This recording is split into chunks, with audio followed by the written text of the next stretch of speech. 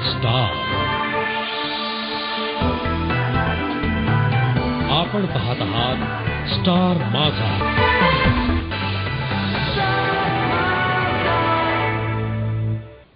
या तासाची सगळ्यात महत्त्वाची आणि मोठी बातमी 11वी प्रवेशासाठी राज्य सरकारने घेतलेल्या 90-10 कोट्याचा निर्णय आज मुंबई उच्च न्यायालयाने रद्द केलेला आहे. 11वीचे प्रवेश गुणवत्तेच्या आधारेच होतील असंही न्यायालयाने या प्रकरणी निकाल देताना स्पष्ट केलं. राज्य सरकारने कोट्याचा घेतलेला हा निर्णय कायद्याचा भंग करणारा असून तो राजकीयदृष्ट्या प्रेरित असल्याचं ताशेरे न्यायालयाने राज्य सरकारवरती ओढले. 11वीच्या प्रवेशासाठी एसएससी बोर्डाच्या विद्यार्थ्यांना 90% आणि आयसीएसई, सीबीएसई आणि इतर बोर्डाच्या विद्यार्थ्यांना 10% जागा राखीव ठेवण्याचा निर्णय घेतला होता. या निर्णयाला सीबीएसई आणि आयसीएसईच्या विद्यार्थ्यांच्या पालकांनी विरोध करत उच्च न्यायालयात याचिका दाखल केली होती. तर या निर्णयाच्या बाजूने एसएससीच्या बोर्डाच्या विद्यार्थ्यांच्या पालकांनी आणि काही राजकीय पक्षांनी याचिका दाखल केली होती. मागील आठवडाभर सुनावणी झाल्यानंतर आज न्यायालयाने निकाल देताना या कोट्याला स्थगिती दिली आहे. त्याच पद्धतीनं माफ करा, हाच निकष असावा असंही न्यायालयाने या निकालामध्ये म्हटलेलं आहे. त्यामुळे न्यायालयाकडून 90-10 हा कोटा रद्द झालेला आहे. या संदर्भातली अधिक माहिती घेऊयात आमचा प्रतिनिधी श्रीरंग खरे याच्याकडून. श्रीरंग, नेमकी काय माहिती या संदर्भातली, कशा पद्धतीने असा निर्णय झाला पूर्ण? हायकोर्टाचे जे मुख्य न्यायमूर्ती आहेत स्वतंत्र कुमार, त्यांनी संपूर्ण युक्तिवाद ऐकल्यानंतर जो निकालाचा महत्वाचा भाग होता तो हायकोर्टामध्ये आज वाचून दाखवला. 3च्या सुमारास त्यांनी हा निकाल वाचायला सुरुवात केलेली होती. आपल्या निकालामध्ये स्वतंत्र कुमार यांनी स्पष्टपणे म्हटलेलं आहे की दोन बोर्डाच्या विद्यार्थ्यांना एकत्रित आणण्याचा हा जो प्रयत्न केलेला होता तो साफ चुकीचा होता. कुठल्याही प्रकारचा सल्ला न घेता हा सगळा निर्णय अंमलात आणण्याचा प्रयत्न राज्य सरकारने केलेला होता. राज्य सरकारवर ताशेरे ओढत कोट्याचा निर्णय जो आहे तो हायकोर्टाने रद्द केलेला आहे. इतकंच नाही तर याच्यावर सगळ्यात कोटी करणारं वाक्य हेच होतं की हा संपूर्ण निर्णय जो होता तो राजकीय दृष्ट्या प्रेरित असल्याचं हायकोर्टानं स्पष्टपणे नमूद केलेलं आहे. त्यामुळे पर्सेंटाईल नंतर राज्य सरकारला पुन्हा एकदा तोंडघशी पडायला लागलेला आहे. हायकोर्टानं 90-10 कोट्याचा राज्य सरकारचा निर्णय रद्द केलेला आहे. प्रज्ञा,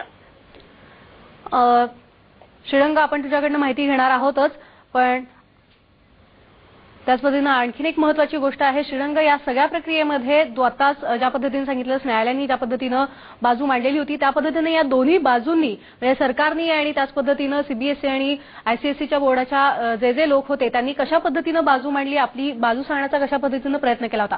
राज्य सरकारचं म्हणायचं झालं प्रज्ञा तर पाठच्या चुकांपासून थोडेसे धडे घेत राज्य सरकारनं यावेळी आपली बाजू भक्कम रीतीनं मांडण्यासाठी विशेष काउन्सिल नेमलेले होते आपली बाजू लावून धरण्यासाठी. त्यांचं म्हणणं होतं की कुठल्याही नियुक्तीमध्ये अशा पद्धतीचं एसएससीच्या विद्यार्थ्यांना रिझर्वेशन देणं हे योग्य असल्याचं त्यांनी पटवून देण्याचा प्रयत्न केलेला होता हायकोर्टाला. तर सीबीएसई आणि आयसीएससीच्या वकिलांचं म्हणणं होतं अशा पद्धतीनं आरक्षण देणं हे चुकीचं आहे आणि जी प्रवेश प्रक्रिया जी आहे ती फक्त मेरिटच्या आधारावरच केली जावी. मेरिटच्या व्यतिरिक्त कोणत्याही प्रकारचा आधार प्रवेश प्रक्रियेसाठी लावला जाऊ नये असा युक्तिवाद सीबीएसई आणि आयसीएससीच्या वकिलांनी कोर्टामध्ये केला. त्यासाठी त्यांनी वेगवेगळे दाखले दिले. हायकोर्टानं देखील सीबीएसई आणि आयसीएससीच्या पालकांनी आणि विद्यार्थ्यांनी केलेली याचिका उचलून धरत त्यांच्या बाजूने निर्णय दिलेला आहे. राज्य सरकारचा 90-10 कोट्याचा निर्णय चुकीचा होता आणि तो घिसाडघाईत घेतल्याचं स्पष्टपणे कोर्टानं नमूद केलेलं आहे. श्रीरंग, तू आमच्याबरोबर राहाच, पण आता आपल्याबरोबर आहेत सुजाता गांगुर्डे, ज्या एसएससी विद्यार्थ्याच्या पालक आहेत. आपण त्यांच्याकडनं माहिती घेऊयात. एकंदरीतच तुम्हाला काय वाटतंय सुजाताजी, तुम्ही न्यायालयाकडून हा जो कोटा आहे तो रद्द करण्यात आलाय, तुमची पहिली प्रतिक्रिया काय यावरची? मला तर असं वाटतं की न्यायालयावर विश्वास ठेवावा का नाही अशी परिस्थिती निर्माण झालेली आहे. कारण जो निर्णय आता 90-10चा जर कोटा जर मान्य झाला असता तर आतापर्यंत जे वन साइडेड जे फक्त एसएससी मुलांवर अन्याय होत होता तो हा दोन्ही मुलांना फायदा किंवा तोटा हा दोन्ही मुलांना इक्वली फेस करायला लागला असता. पण आता चित्र उलटं दिसतंय की मागच्या वेळेला सुद्धा स्वतंत्र कुमार यांच्या समोरच ही केस गेली आणि आता सुद्धा स्वतंत्र कुमारच होते. माहिती नाही काय प्रॉब्लेम आहे, काय कळत नाहीये का की जर त्यांना हा निर्णय द्यायचा होता तर त्यांनी एवढ्या फार्स केला कशाला 8 दिवसांचा. त्यांना हा निर्णय त्यांनी आता हे जे कारण त्यांनी सांगितलं आता आयत्या वेळेला की तुम्ही आयत्या वेळेला हे केला ते त्यांनी मग पहिल्या हिअरिंगला सुद्धा त्यांनी तो त्यांचा निर्णय दिला असता ना. जो त्यांनी पहिल्या हिअरिंगला दिला नाही, जे फक्त उगाच नाटकीपणा दाखवला की हा काय आपण जरा दोघी बाजू ऐकतोय आणि हे करतोय, ते काही बरोबर नाहीये ना. हॅलो, हा, यापुढे तुम्ही काय करणार आहात? सुप्रीम कोर्टात जाण्याचा वगैरे तुमचा विचार आहे का? सुप्रीम कोर्टात जायला विचार आहे, पण आता माहिती नाही न्यायदेवता काय देईल. कारण हायकोर्टाने जर परिस्थिती बघता सुप्रीम कोर्टाकडनं किती अपेक्षा करायची हा जरा विचारच करायला लागेल. कारण जर वेळ आणि काळ पैसा खर्च करून जर न्याय योग्य मिळत नसेल तर माहिती नाही, गॉड नोज. धन्यवाद सुजिताजी, तुम्ही एकंदरीतच नाराज दिसताय या पूर्ण निकालावरती, पण धन्यवाद तुम्ही आमच्याशी संवाद साधला त्याबद्दल. एकंदरीतच त्यांचं म्हणणं आहे की हा जर 90-10 कोटा मान्य झाला असता तर फायदा झाला असता, मात्र त्यांचं असं म्हणणं आहे की हा जो निर्णय आहे तो त्यांना काही मान्य नाहीये. त्याच पद्धतीनं उच्च न्यायालयात जाणार का असं विचारल्यानंतर त्यांचं असं म्हणणं आहे की वेळ आणि पैसा वाया जातोय. श्रीरंगकडनं आपण या संदर्भातली अधिक माहिती घेतोय. आमचे प्रतिनिधी श्रीरंग, एकंदरीतच या निकालानंतर जे पालक आहेत सीबीएसईचे आणि आयसीएसईचे त्यांच्याकडनं काही प्रतिक्रिया आली आहे का? काय म्हणतायत ते नेमकं?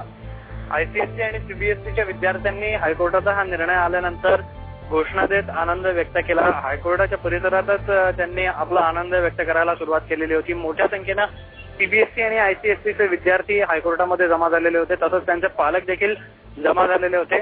हायकोर्टाच्या आदेशामुळे आम्हाला दिलासा मिळाला असल्याचं या विद्यार्थ्यांचं आणि पालकांचं म्हणणं आहे. हा एकतर्फी निर्णय राज्य सरकारनं घेतला असल्याची प्रतिक्रिया त्यांच्या शब्दातनं उमटत होती. प्रज्ञा,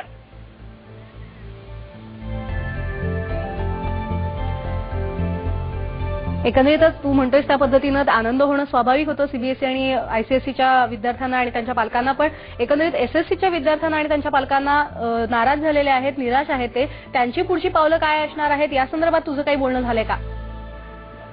जर एसएससीच्या विद्यार्थी आणि पालकांना विचारलं प्रज्ञा त्यांची प्रतिक्रिया काय होती या संपूर्ण हायकोर्टाच्या निकालानंतर, त्यांनी दोष जो आहे, प्रमुख दोष तो राज्य सरकारवर ठेवलेला आहे. कारण राज्य सरकारनं हा निर्णय लावून धरण्यासाठी हायकोर्टात योग्य पावलं उचलली नाहीत असं त्यांचं म्हणणं आहे. तसंच या निर्णयामध्ये अतिशय घाईघाईनं घेतलेला निर्णय होता, कुठल्याही प्रकारचं प्लॅनिंग राज्य सरकारकडे नव्हतं असं म्हणत राज्य सरकारवर एसएससीच्या विद्यार्थ्यांनी आणि पालकांनी बोट ठेवलेला आहे राज्य सरकारच्या संपूर्ण कार्यप्रक्रियेवर. सुप्रीम कोर्टात जाण्याबाबत अजूनही एसएससीच्या विद्यार्थी आणि पालकांचं एकमत झालेलं नाहीये. कारण वेळ आणि पैसा हे दोन महत्वाचे फॅक्टर जे आहेत ते बघूनच पुढची पावलं उचलावी लागतील आणि प्रवेश प्रक्रिया आता हायकोर्टाच्या आदेशानंतर सुरळीत सुरू होणार आहे. कारण हायकोर्टानं आधीच स्पष्ट केलेलं होतं की अर्ज भरून घेण्याची प्रक्रिया तुम्ही सुरू करू शकता, मात्र दाखल्याची प्रक्रिया जी आहे ती हायकोर्टाच्या आदेशास बांधील असेल. श्रीरंग, या संदर्भात आपण तुझ्याकडनं माहिती घेणारच आहोत, पण आता आपल्या शिवसेनेचे आमदार आपल्यासोबत आहेत दीपक सावंत, ज्यांनी 96-4 अशी मागणी केलेली होती. आपण ऐकूयात त्यांचं काय म्हणणं आहे. दीपकजी नमस्कार, तुमचं स्वागत आहे स्टार माझामध्ये. तुम्ही 96-4 अशी मागणी केली होती, मात्र 90-10चीच मागणी रद्द केली आहे, यावरती तुमची काय प्रतिक्रिया आहे? नाही, हा निर्णय आम्हाला एक्सेप्टेड आहे, पण हा निर्णय दुर्दैवी आहे एसएससी विद्यार्थ्यांच्या दृष्टिकोनातून. कारण आमचं जे सूत्र होतं ते विद्यार्थ्यांच्या संख्येवरती अवलंबून होतं. एसएससीच्या विद्यार्थ्यांची संख्या आणि आयसीएसई, सीबीएसई आणि इतर बोर्डाच्या विद्यार्थ्यांची संख्या, ही जर संख्या पाहिली तर ती संख्या ही 94-6 अशीच होती. त्यामुळे आम्ही हे सूत्र मांडलं होतं. पण दुर्दैवाने राज्य शासनाने याचा व्यवस्थित अभ्यास केला नव्हता असं माननीय कोर्टाने सांगितलं आणि जो GR काढला तो GRच डिफेक्टिव्ह होता अशा प्रकारचे ताशेरे देखील ओढलं. ही राज्य सरकारने नीट तयारी न करता, गृहपाठ न करता लढाईला सुरुवात केली होती. त्यामुळे त्याच्यामध्ये सर्वच लोक भरडले गेले आहेत. पण आता यापुढची तुमची ऍक्शन काय असणार आहे? पुढे जाऊन तुम्ही हायकोर्टात पुढे जाणार आहात का? काय करणार आहात पुढे? सुप्रीम कोर्टात जाणार आहात का तुम्ही? या बाबतीमध्ये आम्ही आज संध्याकाळी किंवा उद्या वकिलांशी सल्लामसलत करून आणि शिवसेना कार्याध्यक्ष माननीय उद्धव साहेबांची चर्चा करून या बाबतीत लवकरच निर्णय घेतला जाईल. आणि मात्र आम्ही आजही एसएससी विद्यार्थ्यांच्या पाठीशी आहोत आणि असेच पाठीशी राहणार आहोत. पण हायकोर्टाने ज्या पद्धतीनं म्हटलेलं आहे त्याप्रमाणे राजकीय हेतूनं हा निर्णय घेतला गेला होता असं म्हटलेलं आहे हायकोर्टानं. ताशेरे ओढलेले आहेत, या संदर्भात तुमचं काय म्हणणं आहे? नाही, राज्य शासनाने शिक्षण खात्याने आजपर्यंत जे 4 निर्णय घेतले त्याच्यामधला हा एक निर्णय आहे. ते सर्वच निर्णय राजकीय हेतूने घेतलेले असले तरी ते एसएससीच्या विद्यार्थ्यांच्या बाबतीतले बरोबर निर्णय होता. पण सरकारने दुर्दैवाने ह्याचा अभ्यास नाही केला, गृहपाठ नाही केला. वारंवार आम्ही सभागृहात देखील सांगून की ह्या निर्णयावरती त्यांनी व्यवस्थित अभ्यास नाही केला आणि हा निर्णय घेतला. यापूर्वी पर्सेंटाईलचा निर्णय असू दे, लैंगिक शिक्षणाचा निर्णय असू दे, घटक चाचणी परीक्षेचा निर्णय असू दे, या सर्व निर्णयाबाबतीत आपल्या सरकारला पाठीमागे जावं लागलंय. त्यामुळे सरकारचे जे अधिकारी आहेत आणि सरकारचे जे बदलते मंत्री आहेत त्याचा सगळा परिणाम आहे आणि सरकारने या बाबतीमध्ये विद्यार्थ्यांचं फार मोठं नुकसान केलं आहे. दीपकजी, जर एसएससीच्या विद्यार्थ्यांचं खरंच भलं करावं असं वाटत होतं तर सरकारचं नेमकं कुठं चुकलं असं तुम्हाला वाटतंय? खरं म्हणजे हा जो GR आहे, जो GR त्यांनी इश्यू केला तो एसएससी बोर्डाच्या परव्यूच्या अंडर ही गोष्ट येते, त्यांच्या अधिकार क्षेत्रात येते. हा GR एसएससी बोर्डाने इश्यू करायला हवा होता. तो भट्टलवार जे सेक्रेटरी आहेत त्यांनी हा GR इश्यू केला. इथे पहिल्यांदी चूक झाली. दुसरी मोठी चूक शासनाची अशी झाली की पर्सेंटाईलच्या बाबतीमध्ये जो निर्णय झालेला होता त्या निर्णयावरती सरकारने काही केलं नाही. त्या निर्णयावरती ते बसून राहिले आणि ज्या काही डायरेक्शन कोर्टाच्या होत्या त्या फॉलो केल्या नाही. ही एक गोष्ट देखील आहे. त्यामुळे हे देखील एक पूरक त्याला ठरलं ह्या निर्णय विरोधात जायला. आणि त्याच्यानंतरची महत्वाची गोष्ट अशी होती की सरकारकडे व्यवस्थित आकडेवारी उपलब्ध नव्हती की आज मायनॉरिटी कॉलेजेसमध्ये ICSE CBSE चे विद्यार्थी किती आहेत. माझ्याकडे जे आकडेवारी आहे त्याच्याप्रमाणे ICSE CBSEच्या विद्यार्थ्यांनीच मायनॉरिटी कॉलेजेस व्यापलेली आहेत आणि मायनॉरिटी कॉलेजेसमध्ये देखील खरं जे रिझर्वेशन आहे, जे लिंग्विस्टिक रिझर्वेशन आहे किंवा रिलिजियस मायनॉरिटीचं रिझर्वेशन आहे यावरती ऍडमिशन दिलंच जात नाही असा देखील आमचा एक दावा होता. पण त्या बाबतीत राज्य शासनाने सिरियसली घेतलं नाहीये. त्याचा हा सगळा परिणाम आहे. तो एसएससीचे विद्यार्थी खरे भोगतायत. दीपकजी, तुम्ही म्हणताय की 94/6च्या कोट्यावरती तुम्ही जसा विद्यार्थ्यांची संख्या आहे त्या पद्धतीनं तो तुम्ही लागू करायचं असं म्हणत होतात, तर यावरती तुम्ही तुमची बाजू पटवू शकला नाहीत का? काय झालं नेमकं? नाही, यावरती आम्ही आमची बाजू व्यवस्थित मांडली. आमच्याकडे जी आकडेवारी होती ती आम्ही दिली, पण माननीय कोर्टाने ती मानली नाहीये. आता शेवटी लोकशाहीमध्ये ज्युडिशरीला फार मोठं महत्व आहे. त्यामुळे हा त्यांचा निर्णय आहे आणि तो आम्ही मान्य करतो. मग आता पुढे तुम्ही सुप्रीम कोर्टात गेलात तर तुम्हाला त्याचा फायदा होऊ शकेल असं तुम्हाला वाटतं का? नाही, सुप्रीम कोर्टात गेल्यानंतर सुप्रीम कोर्टामध्ये जाण्यासाठी राज्य शासन अगोदर तयार झालं पाहिजे. राज्य शासन तयार झालं तर आम्ही सुप्रीम कोर्टात निश्चितच त्याच्या बाबतीत विचार करू. आणि राज्य शासनाच्या अखत्यारीतली गोष्ट आहे. राज्य शासनाचा प्रमुख निर्णय जो आहे तो माननीय कोर्टाने धुडकावून लावलेला आहे. त्याच्यावरती ताशेरे ओढलेले आहेत. त्यामुळे राज्य शासनाने या बाबतीत कोर्टात सर्वात प्रथम जायला पाहिजे. आम्ही निश्चितच त्याच्यानंतर वकिलांची सल्लामसलत करून पुन्हा या बाबतीतला विचार करू. धन्यवाद दीपकजी, आपण आमच्याशी संवाद साधलात त्याबद्दल. या संदर्भात अधिक माहिती आपल्या बरोबर देण्यासाठी आपले प्रतिनिधी आहेत श्रीरंग खरे. श्रीरंग, एकंदरीतच आपण शिवसेनेची भूमिका आता जर ऐकली तर त्यावरून असं लक्षात येते की त्यांना तो जो कोर्टाने निर्णय दिलेला आहे अर्थातच तो त्यांना चांगला वाटत नाहीये. त्याच पद्धतीनं राज्य सरकारची ही चूक आहे असं त्यांनी ताशेरे ओढलेत. या संदर्भात काय सांगशील? राज्य सरकारने काय चुका केल्या त्याच्यावरती त्यांनी बोट ठेवलेलं आहे. प्रज्ञा, एसएससीचे विद्यार्थी आणि पालक या दोघांनाही हा निर्णय पटलेला नाहीये, कारण साहजिकच त्यांच्या विरोधात निर्णय गेलेला आहे. मात्र लोकशाही प्रक्रियेमध्ये न्याय प्रक्रियेला अनन्यसाधारण महत्व आहे. त्याच्यावर विश्वास ठेवणं गरजेचं असतं. त्यामुळे त्यांनी हा निर्णय स्वीकारलेला आहे. मात्र पुढच्या कायदेशीर लढाईबाबतही अजून पालक, विद्यार्थी किंवा याचिकाकर्ते यांचं एकमत झालेलं दिसत नाही. आता सगळ्यांचे डोळे जे आहेत ते राज्य सरकारवर लागलेले आहेत. राज्य सरकार या संपूर्ण प्रकरणामध्ये काय भूमिका घेतं, आपल्या भूमिकेवर खास करून राज्य सरकार ठाम राहतं का हा हट्ट सोडून देतं हे पाहणं आता गरजेचं ठरणार आहे. हायकोर्टानं निर्णय देण्याचं काम केलेलं आहे. कायदेशीर बाबींवर हा निर्णय तपासून हायकोर्टानं आपलं मत नोंदवलेलं आहे, निर्णय दिलेला आहे. त्यामुळे राज्य सरकार आता या संपूर्ण निर्णयानंतर काय भूमिका घेतं आणि सुप्रीम कोर्टामध्ये जातं का हे आता पाहणं उत्सुकतेचं ठरणार आहे. त्याच पद्धतीने श्रीरंग, प्रवेशाबद्दल काय सांगितले? कारण प्रवेश इतके दिवसासाठी प्रवेश रखडलेले होते, कोणालाही प्रवेश देण्यात आलेला नव्हता, तर न्यायालयानं आता प्रवेशाबद्दल नेमकं काय सांगितलंय? प्रज्ञा, हायकोर्टानं जेव्हा हे प्रकरण सुनावणीस आलेलं होतं तेव्हा स्पष्ट केलेलं होतं की जे प्रवेश होतील ते कोर्टाच्या आदेशानुसारच प्रवेश होतील. जर कोर्टानं 90-10चा निर्णय मान्य केला असता तर त्यानुसार प्रवेश झाले असते.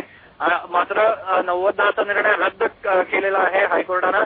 त्यामुळे आतापर्यंत ज्या पद्धतीनं प्रवेश होत होते म्हणजेच ज्याचं मेरिट जास्त त्याला पहिला प्रवेश हे जे सूत्र अवलंबलं जात होतं त्याचनुसार प्रवेश मिळणार आहे. ज्या विद्यार्थ्याला जास्त मार्क मिळालेले असतील त्यालाच प्राधान्यानं त्याच्या आवडीच्या कॉलेजमध्ये प्रवेश मिळेल असं कोर्टानं स्पष्ट केलेलं आहे. प्रज्ञा, त्याच पद्धतीनं आणखीन एक महत्वाचा मुद्दा आहे की 70-30चा कोटा सगळीकडे लागू आहे, मात्र तो मुंबई आणि ठाण्यामध्ये तो लागू नाही. या संदर्भात काही याचिकाकर्त्यांनी किंवा आणखीन कोणी वक्तव्य केलेलं होतं का? वेगवेगळ्या बाजू मांडण्यात आलेल्या होत्या कोट्याच्या समर्थनार्थ की हा कोटा कसा योग्य आहे किंवा अयोग्य आहे. दोन्ही बाजूंनी बरेच युक्तिवाद झालेले होते. त्यात हा देखील एक मुद्दा मांडण्यात आलेला होता. मात्र कोर्टानं हा संपूर्ण निर्णयच चुकीचा असल्याचं म्हटलेलं होतं. कारण जेव्हा तुम्ही समान पातळीवर येता तेव्हा अशा पद्धतीचे कोटे किंवा आरक्षण देऊन तुम्ही समानता आणू शकत नाही असं मुंबई हायकोर्टाचं म्हणणं होतं. त्यामुळेच हा निर्णय राज्य सरकारचा रद्द केलेला आहे आणि ज्या मेरिटच्या आधारावरच प्रवेश प्रक्रिया व्हावी असं कोर्टानं स्पष्ट केलेलं आहे. प्रज्ञा, श्रीरंग, तू आमच्याबरोबर आहात पण आता आपल्यासोबत आहेत भाजपचे आमदार विनोद तावडे. नमस्कार विनोदजी, स्वागत आहे तुमचं स्टार माझामध्ये. या संपूर्ण निकालाबद्दल रद्द करण्यात आलेला आहे 90-10चा कोटा, तुमची पहिली प्रतिक्रिया काय यावरची? कोर्टाचा निकाल आहे म्हणून तो मान्य केलाच पाहिजे, पण अतिशय दुर्दैवी निर्णय आहे. कारण मेरिटच्या आधारे ऍडमिशन झाली पाहिजे असं म्हणत असताना ते मेरिटमध्ये समानता आहे का? कारण आम्ही जो बेसिक मुद्दा मांडत होतो की परीक्षेची जी पद्धती आहे, जे विषयांची संख्या आहे, मार्कांची संख्या आहे, त्यामुळे पद्धतीमध्ये जर समानता नसेल तर मेरिटमध्ये समानता आपण कशी धरायची आणि हा मुद्दा हायकोर्टाने का मान्य केला नाही हे खरंच आश्चर्य वाटतं. हे सरकारच्या बाजूने ज्यावेळी वसंत पोरके मंत्री होते गेल्यावेळी निर्णय झाला, हे ताबडतोब त्यांनी धावपळ करायला पाहिजे होती, ती त्यांनी केली नाही. हे अतिशय दुर्दैवी आहे. पण मी त्याचबरोबर मनापासून राधाकृष्ण विखे पाटलांनी विद्यार्थ्यांच्या हितासाठी का होईना शेवटच्या क्षणी हा निर्णय घेतला, ते मंत्री झाल्या त्यामुळे त्यांचंही मी नक्कीच स्वागत करेन. पण सरकारने जो मध्ये 5-6 महिने वाया घालवले त्याचा नक्कीच फटका या 10वीच्या विद्यार्थ्यांच्या या बॅचला बसलाय. आम्ही सुप्रीम कोर्टात जाऊ सुद्धा, पण सुप्रीम कोर्टात गेल्यानंतर निर्णय जो होईल तो पुढच्या बॅचसाठी होईल. या बॅचमधले जे 3.5 लाख विद्यार्थी आहेत त्यांना याचा मात्र फटका जबरदस्त बसलेला आहे आणि त्यांच्या करिअरमध्ये त्यांना चांगल्या कॉलेजमध्ये ऍडमिशन केवळ कोर्टाने जो निर्णय दिलाय त्यामुळे ऍक्सेप्ट करावा लागेल आणि सरकारने वेळेत तयारी नाही केली त्यामुळे करावं लागेल. पण जर समानतेचा निर्णय मांडणाऱ्यांना मला हाच प्रश्न विचारायचा आहे की फायनल पर्सेंटेजची समानता पाहायची का परीक्षा पद्धतीमध्ये मार्किंग सिस्टीम त्या बोर्डाची आणि या बोर्डाची कशी वेगळी आहे का नेहमीच आमच्या एसएससी बोर्डाच्या मुलांनी असं सफर होत बसायचं, असं नुकसान सहन करायचं? हा प्रश्न मनापासून हा निर्णय ऐकल्यानंतर वाटतं. त्याच पद्धतीनं विनोदजी, सगळ्यात महत्वाची गोष्ट अशी की ह्या सगळ्या प्रकारामध्ये 10वीचा जो सामान्य विद्यार्थी आहे तो भरडला जातो या संपूर्ण प्रकारामध्ये. याबद्दल तुमची काय प्रतिक्रिया आहे? खरंच आहे. 10वीतल्या त्या विद्यार्थ्याचा हा जो प्रश्न आहे ना की मला 12वी झाल्यानंतर तुम्ही सीईटीला आयसीएसई, सीबीएसई आणि एसएससी एकत्र बसवता, त्यात आम्ही त्यांच्या पुढे जातो कारण तिथे समान मार्किंग सिस्टीम आहे. आता 10वीला मार्किंग सिस्टीमच समान नाही. मला 250 मार्क जास्त जे पेपर द्यावे लागतात, ते पेपर लिहिताना त्याचे मार्क देताना त्याची वेगळी पद्धत आहे. आयसीएसई, सीबीएसईला 40% त्यांना सब्जेक्ट वर्क जे असतं त्यामध्ये त्यांना मार्क प्रोजेक्ट वर्कमध्ये जास्त मिळतात. अशा अनेक गोष्टी निदर्शनात आणायचा प्रयत्न आपण कोर्टासमोर केला, पण कोर्ट केवळ समानता आणि आरक्षण या 2 मुद्द्यावर जर घेऊन बसलं तर ही समानता मार्किंगमध्ये नाही, परीक्षा पद्धतीमध्ये नाही, याचा विचार कोर्टाने कसा नाही केला हा खरंच निर्णयानंतर प्रश्न पडतो. निर्णय हा मान्य करावा लागतो कारण लोकशाहीमध्ये ज्युडिशरीचे निर्णय हे मान्य करायचे असतात. पण 10वीतल्या विद्यार्थ्याला त्याचा हा जो प्रश्न आहे की मी सीईटी मध्ये आयसीएसई, सीबीएसईच्या पुढे जातो कारण समान मार्किंगला आले की आम्ही त्याच्यापेक्षा पुढे जातो, पण समान मार्किंग नसल्यामुळे आम्ही त्यांच्या मागे पडतो. त्याचा फटका आम्हाला का बसावा, हे जे त्याचा प्रश्न आहे 10वीच्या मुलाचं, त्याचं उत्तर खरंच कोणीही शिक्षण तज्ञ देऊ शकत नाही. कोर्टाने तरी याच्यावर उत्तर द्यावं ना. हा योग्य नाही मान्य, पर्सेंटेज योग्य नाही मान्य. मग कोर्टाला जर 10वीच्या विद्यार्थ्यांची काळजी आहे तर कोर्टाने हे म्हणायला पाहिजे की याच्यावर शिक्षण तज्ञांनी एकत्र बसून काही मार्ग काढला पाहिजे आणि कोर्टाने त्या मार्गाच्या बाबतीत काहीतरी दिशादर्शन कायद्याच्या आधारे केलं पाहिजे. अन्यथा दरवर्षी आपल्या महाराष्ट्रातला एसएससीचा विद्यार्थी तो मराठी भाषिक आहे, तो गुजराती भाषिक आहे, एसएससी बोर्डात सगळे भाषिक बसतात. या सगळ्यांवर यातून अन्याय पुन्हा यावर्षी होतोय आणि सरकारने या निर्णयानंतर शांत न बसता आपल्याला लगेच पुढे कार्यवाही केली पाहिजे. किमान पुढच्या बॅचच्या मुलांचं नुकसान होणार नाही यासाठी सरकारने आतापासून काम सुरू केलं पाहिजे. नाहीतर निवडणुकीत पुन्हा अडकतील आणि पुन्हा पुढच्या बॅचचं असंच नुकसान होईल. बरोबर. धन्यवाद विनोदजी या संपूर्ण माहितीबद्दल. तर अशा प्रकारे 90-10चा कोटा रद्द करण्यात आलेला आहे. याच्यावरती धन्यवाद, तुम्ही संपूर्ण माहिती दिलीत याबद्दल.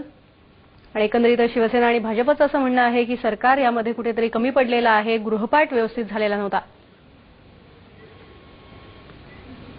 आणि या बातमीसोबतच बुलेटिनमध्ये वेळ झाली एका छोट्याशा ब्रेकची. ब्रेकनंतर काही बातम्या जाणून घ्यायच्यात. पाहत रहा स्टार माझा.